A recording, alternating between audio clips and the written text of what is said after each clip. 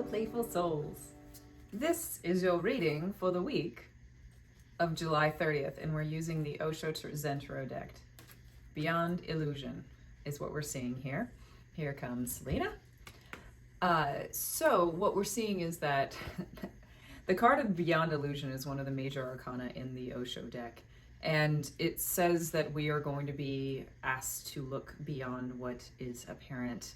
We're seeing this right now with disclosure events that are happening at the moment. We're seeing this with other experiences. But the important thing to recognize is what is actually the illusion and what is not.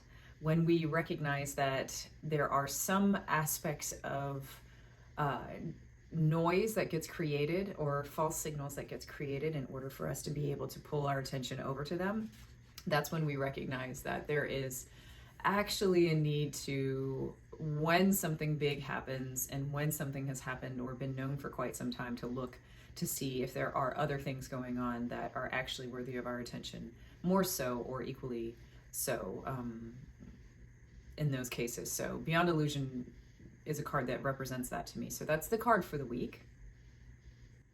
What I'm channeling about this card in general is that there is a need to look beyond what you're seeing in your own reflection. So like imagine that you are looking into a window and that window is giving you a reflection back of yourself. And you're only able to see yourself and you're only looking at yourself in those situations. And yet we're being asked to look through the window. We're being asked to look beyond the surface of our illusion, beyond the initial projection of ourselves, into the background of what it is that we're seeing. So if this is coming up for you this week, then we know that maybe perhaps there's something that is seeking to deceive us or seeking to distract us, which we need to look beyond. So the reading for the first half of the week, starting Sunday, Monday, Tuesday-ish time, and we have Ordinariness. Ordinariness is one of the rainbows in this deck. Ordinariness is basically the suit of rainbows, excuse me. Ordinariness is there to really help us to understand that there's not necessarily going to be a lot going on at the beginning part of this week, which may be for the best. Ordinariness seeks to look at us and say, what is the extraordinary that I do within the ordinary? How is it that each moment that I wake up is another opportunity for play? It's another opportunity for me to say, I'm alive. One of those things. So when we see that we have an experience of ordinariness in our life, we have an opportunity to meet that and either take it as an opportunity to rest or take it as an opportunity to see what else is wanting to come into our experience that feels more like turning the ordinary and the mundane into a practice in and of itself. All right, so now we have Wednesday, Thursday, mind. So as I've been saying to many of my clients this week, the mind is the dumbest part of us. And as you can see in this deck, in this particular card, if you can see that, it is all about the mind wanting to deceive us and the mind wanting to tell us about how things are, when in fact, we need to be trusting other instincts. So what we find when we come up with the mind card and when we experience that is that recognize that the mind is going to be trying to distract you. It's going to be trying to pull you into a different place. And every time that happens for me, what I'd like to do is I like to say, okay, the mind is wanting to pull me in a direction right now. It's wanting to give me a story. And the stories always require the mind. The stories are the creation of the mind, and the stories are the thing that we usually seek. But ultimately, the stories exist to help us to move energy through our bodies, to help create fields, magnetic fields, electric fields, in which we're able to then pull and change and move the flow of energy within our bodies. So how can I do that in another way? How can I hold a feeling inside of my body? Maybe it's a pain in my chest. Maybe it's something over here. Maybe it's something over there. How can I use that as an opportunity to really come into the experience of, I can actually move energy by simply holding a feeling inside my body. I don't need to go up here.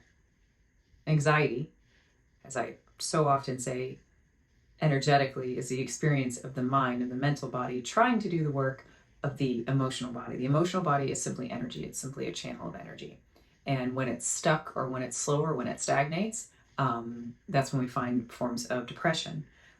When the mental body then tries to compensate for what's happening in the stagnation of the emotional body, that is when it starts to say, okay, I'm going to try and come up with some sort of thought or story that will create a physiological response of fight or flight within my body, so that I can get this engine started again. It's kind of like putting jumper cables on the emotional body. And yet, it's not usually effective in what it's trying to do. Okay, so last part of the week. Here's the card for the last part of the week. Traveling. Traveling is the card that makes a lot of sense in terms of if you tend to be traveling, if you're going to be traveling later in this week. There's not necessarily anything that's happening that would move to this, but there does feel like there's a traveling energy that's going to be happening sometimes around Friday, Saturday. And if that's the case, it's an opportunity to recognize that traveling is a wonderful opportunity to visit, and also it causes a change in routine. It causes a change in movement, and what can you gain from the experience of changing your routine and kind of stepping out of those places. So this is the question for this week. Have you ever met a person that didn't feel human?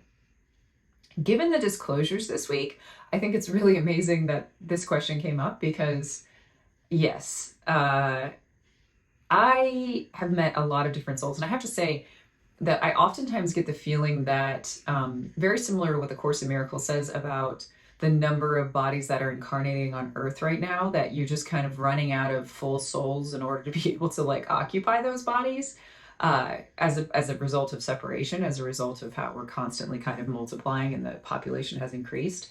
But the experience of where you're looking at the humans, and we have star seeds, we have all sorts of language to describe what it is to be human. We can look human and obviously not inhabit human. And I would say that the people that I come across are a mixture of a number of different things: angelic, human, and alien, depending on who you ask and kind of where it comes from. And you can get into the whole thing of like, where are they from? Where are things going? And it's not really about that. The most important thing is that if you do feel as if you have other energies, then you have an opportunity to incorporate as many of those as possible into your conscious living 3D experience, or the experience to, as I would say, not transcend the 3D into the 5D or 6D, but actually to expand to encompass all of the 3D, 5D, and the 6D.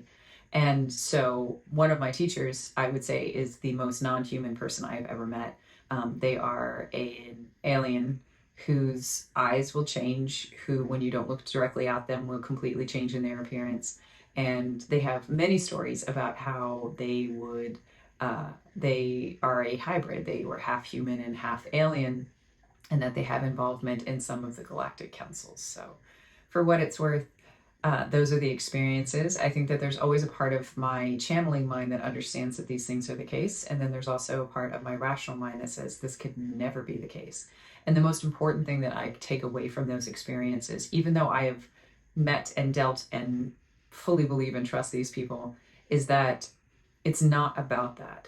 We're not here. It's fun. It's fun to think about other things that could be alien, that are inhabiting human form, or it's fun to think about the parts of us that are angelic and alien, but it is important that we don't use that as a form of further separation. We don't want to have to say, okay, well, I'm this, and so therefore I'm better than you, or I'm awakened and therefore I'm better than you. Like, that's not the point of the show. If anything, the only type of person that I see that is not human that I worry about is someone who has an entity attachment, somebody who has an attachment of some sort that's going to make it so that they are not in a position to want to be acting entirely human, because they are hijacked effectively by another entity. So, do what you may with that. But yeah. Thanks for listening, y'all. Have a good week.